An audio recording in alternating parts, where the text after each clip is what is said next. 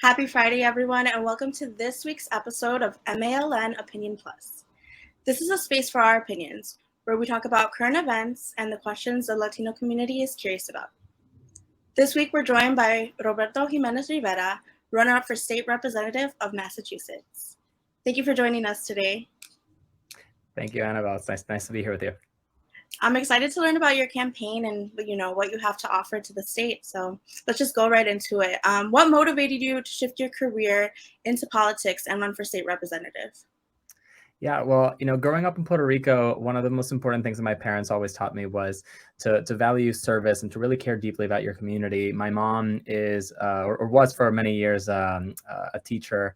And my dad, after, working in various jobs and different factories, he ended up taking over the family business and he became a funeral director. So, I always saw my mom taking really good care of her students and really making sure that, she was there for them as a teacher in the classroom, but also outside and just building these really deep long-term relationships that she still has decades after.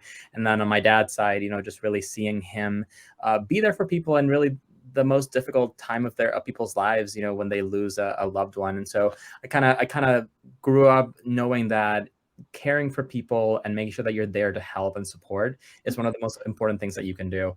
And so, in 2019, I then decided to run for the school committee here in Chelsea. And that was really an opportunity to engage the community and to find opportunities for students, because here in Chelsea, we have been severely underfunded for many decades. And so I had been part of the coalition that advocated for increased funding. And so I wanted to make sure that now that we were going to be getting all this new funding, that I was part of the folks who were making the decisions about how that funding would be allocated, to make sure that we were doing it in a way that made the most sense for our schools and to support our students in the best way possible as we continue to get funding for the next few years, which is we're going to have increasing funding for the next 5 years. And so that's what I've been advocating for, and that's what I'm hoping to continue doing. And that was actually going to be my next question. I was going to bring up, you've served and you do serve on the Chelsea School Committee, and you've organized with the Boston Teachers Union. If you were elected, how will you continue to vouch for children and education? Yeah, so the first piece I go back to is funding. We can't do the things that we know work for kids in school unless we have the resources to do it. And unfortunately, Chelsea is a community that we often don't have the resources to be able to provide for our students what we know that they deserve and what we know that they need to be successful. And so that's why I fought for this additional funding that we're going to be getting, that we have already started getting. Up until 2019, our funding formula was broken from decades of just it had been neglected, and what ended up happening was the gap between wealthy communities and low-income communities continued to grow. And so we were able to do less and less every year because we had to continue to kind of sustain the services, but services got more expensive. And so in 2019, we finally were able to get this law passed, the Student Opportunity Act. And the Student Opportunity Act is going to increase the amount of funding that we get for the next 7 years. And so we are about to enter year 2 of that 7-year period. I think continuing to make sure that the legislature funds the phase-in of this new money is going to be crucial. The first year of the pandemic, it was actually supposed to be the first year that they phased the money in. And as soon as there was the first sign of trouble, they said, we're not going to be able to fund that. And I said, that's not okay. And I really was, honestly, I was prepared for it, because I figured that as soon as something bad happened, they were not going to want to keep their promise. Right. And I didn't expect things to be this bad, right, with the pandemic, but I was ready to continue the fight. And so I organized people in Chelsea, I organized people in Everett, I organized people across 26 cities in Massachusetts called the Gateway Cities, which are the cities that have the highest populations of immigrants, most people of color. And so really what I wanted to do was bring folks together so that we could fight together, because together we're stronger. And one community fighting for this funding was not going to be enough. 26 communities, 30 communities and more was going to be much louder. And we were able to actually get increased funding in the second year, so that we were actually able to kind of get back on track to where we needed to be. So that's the first one, is funding. The second piece I think is really important, is making sure that our students have educators that look and sound like them. We know that there's research out there that shows that Black and Latino students, when they have educators who come from similar backgrounds, they do better. They do better in school. They have better, later in life outcomes. It's just something that we know works, especially for students of color. It also has a benefit for white students as well, because they're exposed to different points of view and people who have different lived experiences. So this is something that is helpful to every student. And so I want to make sure that we're fighting to increase diversity within the educator ranks. We are in the middle of an educator shortage.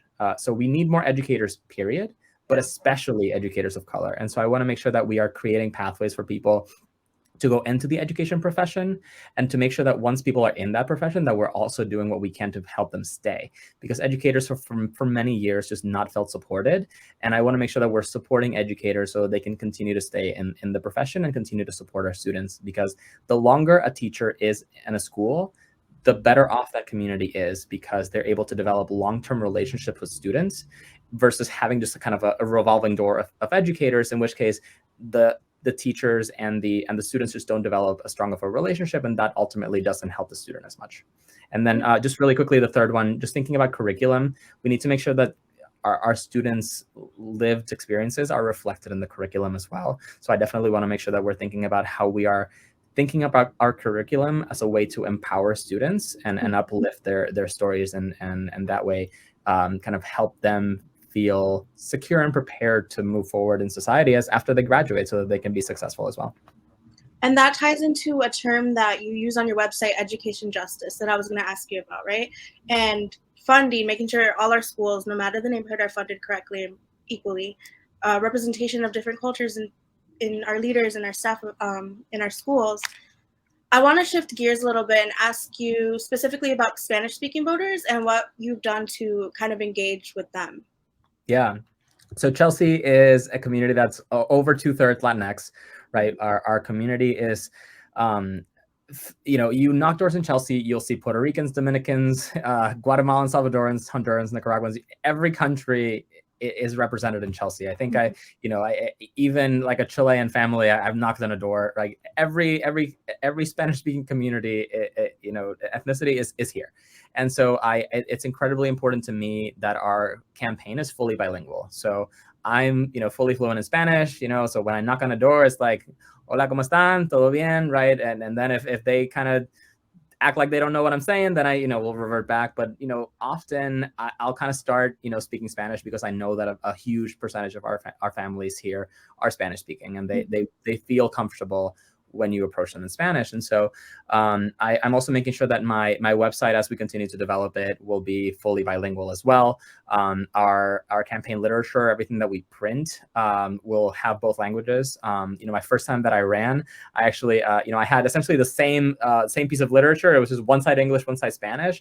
And I just really liked it, because what I see is that often our households are multilingual, right? It's not just that like this household is all Spanish speakers and this household is all English.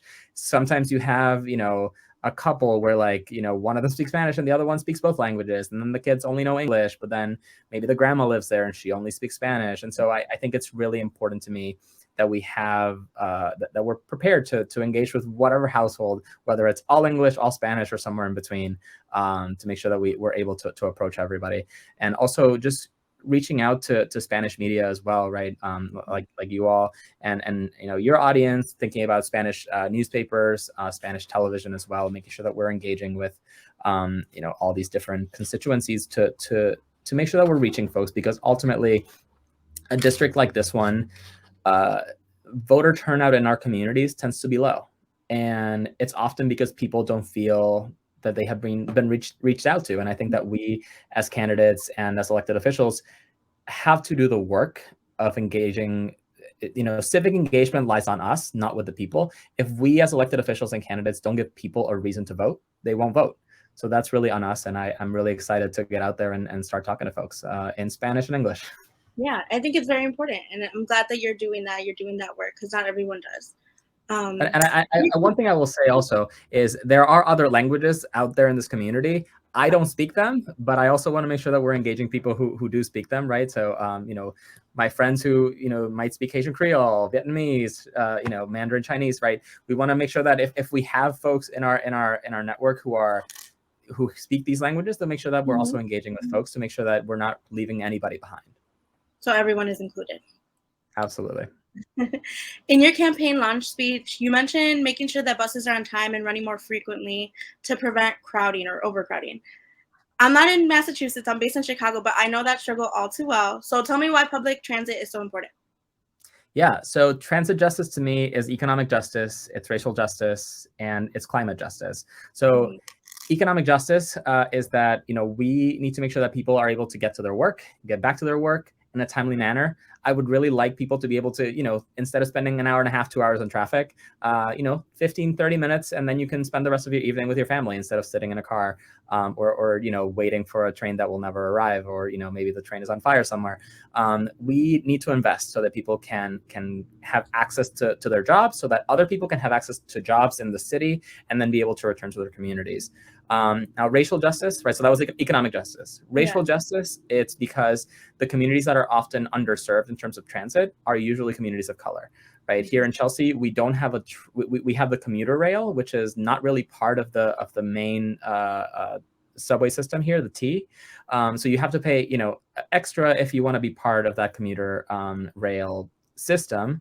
And instead of being connected to the subway, even though we're so close to Boston proper, we have the Silver Line, which is a bus system, and so buses tend to be less reliable. You can get stuck in traffic. You're really at the mercy of cars, and we don't want that. We want to make sure that we're investing in transit. So racial justice, and then the last piece, which I think is just one of the most important, really, is climate justice. The more we can incentivize people using our public transit, the fewer cars we have on our roads, which is helpful to the environment.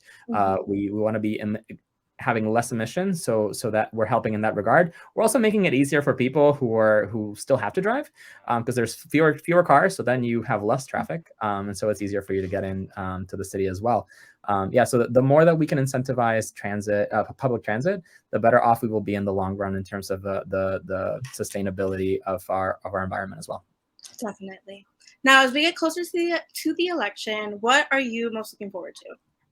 Yeah, so we have already started doing this a little bit, but I love knocking on doors. I think that engaging with voters, directly is one of the most fun parts of campaigning, and it's honestly the only way that I know how to do politics. When I started my first campaign, I knocked over 1,000 doors myself, and our campaign knocked about 2,000 total. I'm hoping to double that or more this time around, because I love talking to people, listening to the issues that they face, and telling them that I want to help them. I might not have the solutions to everything, but together we can work on finding those solutions. And I'm more than happy to do the homework and make sure that we are finding the solutions and advocating for them together with the people in this community, but also together with other communities that will want to partner with us, because they know that the solutions that we find will be good, not just for this district, but for everybody in Massachusetts. And lastly, where can our viewers go to learn a little bit more about your campaign? Yes, so you can go to our website. It's electroberto.org.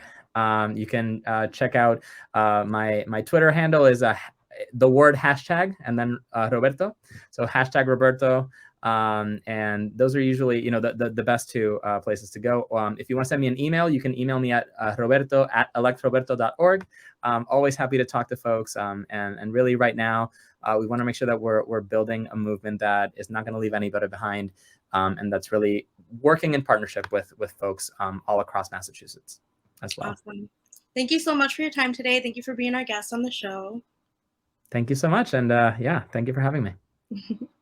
Join us next time for another episode. For more information about our discussion today, check out our web story on malatinonews.com. Follow us on Twitter at malatinonews and Instagram at ma_Latino News. I'm Annabelle Rocha with MALN Opinion Plus. See you next time.